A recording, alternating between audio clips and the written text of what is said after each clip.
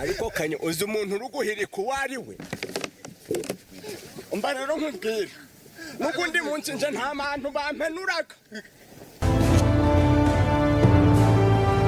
Reka twinjire muri The Inside y'uyu munsi. Ubundi nkubwire iby'uyu muntu bamwe bakunze kuvuga ko ari umusaza, abandi bati oya ni umusore. Mbega impaka zimaze kuba nyinshi. Niba udakunda filime nyarwanda byagugora kwanga filime yakinnyemo. Noneho hari uwambwiye ati nubwo wabinteramo urushinge sinzigera nemera ko atari umusaza rukokore.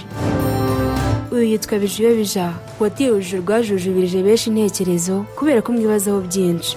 Bamwe bagira bati ni umusaza, abandi nabo bati si umusaza. Izi mpaka zombi zirudaca hagati y'impande ebyiri zisa n'iziri mu kiganiro mpaka. Witekereje neza usanga zifite ishingiro. Abavuga ko ari umusaza ahanini bashingira ku myitwarire ye idasanzwe ya gikambwe, irimo imyambarire, imivugire, imigendere, yewe n'imikorere ye.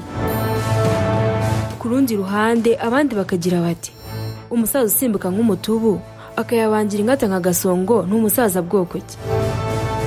Niyo mpamvu nanjye uyu munsi nafashe ibitabo byose nkacukumbura nkamenya ngo ubundi uyu ni muntu ki. Iki cyegeranyo kigufi kiraza kurangishiza amatsiko kuri byinshi bibazaga kuri uyu musore wamaze gufata tayito ya muzehe, cyane ko burya ari umuntu umwe urimo abantu babiri batandukanye. Nk'uko uraza kubisobanukirwa byose binyuze muri cyegeranyo. Mbere yuko nkomeza reka nizere ko wamaze gukanda like kuri iyi video. Niba kandi ari ubwa mbere ugeze aha kora subscribe kugira ngo ujye ukomeza kubana natwe umunsi ku munsi. Njye wumva nitwa Draw 12 nguhaye ikaze. Ubundi abantu benshi bazi Bijiyobija Girigwari, umukinnyi ukina filimi kuko ari ukunda kugaragara mu maso ya benshi. Ubwo Bijiyobija Girigwari amenyekanye nk'umusaza rukokore. Nuganira nawe azakubwira ko afite imyaka 90 y'amavuko ndetse ko yanarwanye intambara Shikaramu, imwe mu ntambara zabayeho kera cyane. Iyo aganira n'itangazamakuru arangwa no gutebya cyane. Wese tugiye kugarukaho kuko benshi muramuzi cyane.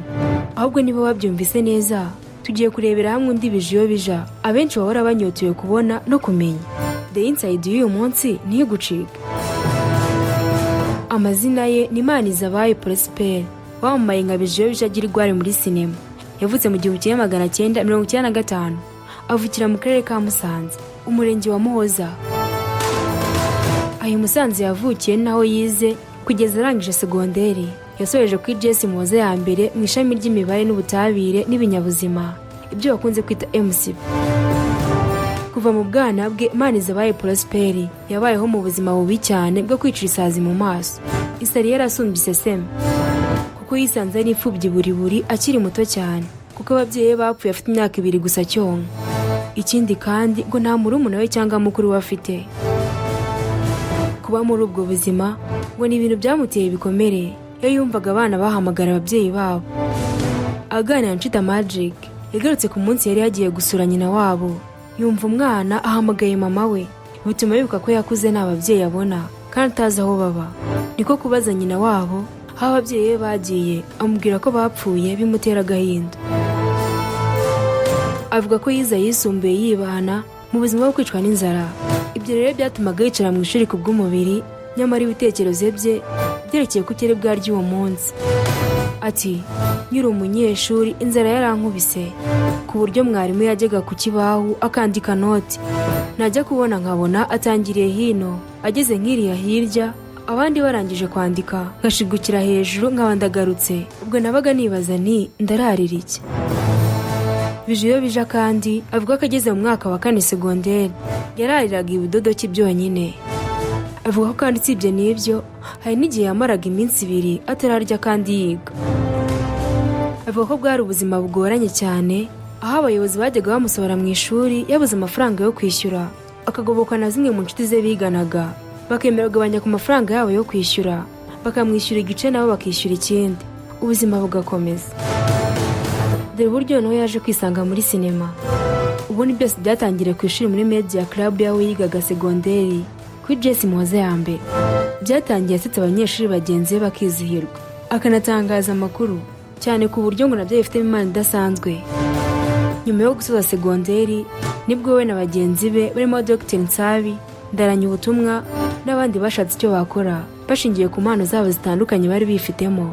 Iki gihe bakoze itsinda baryita Irebero Group, banashinga umuyoboro wa YouTube bawita Irebero TV, batangira gukina komedi batazwi ariko ntibacika intege. Bidatinze witwa Dr Nsabi yaje guhura na Kiramani atangira gukina filimi ze. Ibyo bifasha Irebero TV kumenyekana, aho kuri uyu munota Irebero TV iri muri sinema zikomeye hano mu Rwanda zazamutse mu gihe gito. Bijiyobija kujya akina mu isura y'umusaza, aho akunda gukina y'insabasabi na bikokora, ni ibintu byateye impaka ku buryo bukomeye. Abantu bati buriya no mu buzima busanzwe ni umusaza nk'uko akunda kugaragara akina. Ibyo ni ibintu byinshi byatumye cukumbura byinshi ku buzima bwe budasanzwe ngo tumenye niba kuko ari umusaza cyangwa atari we. Gusa nk'uko aya mafoto utasanga hano twifashishe tukumara amatsiko kuri iyi ngingo bigaragaza, ni umugabo ukiri muto unaseka neza cyane ko afite imyaka 30 gusa y'amavuko. Bijiyobija kuri ubu afite umugore n'umwana umwe w'umukobwa. Bijiyobija avuga ko akimara kurangiza segonderi, mbere yo kujya muri sinema yabanje kubaho umuyedi, nyuma akaza kuba umufundi. Yamazemo imyaka 4. Avuga ko yinjira muri sinema yabaga ari kugikwa, akumva baramuhamagaye ngo habonetse gatiyatiri ko gukinamo, agahita amanuka kugikwa akajya gukina.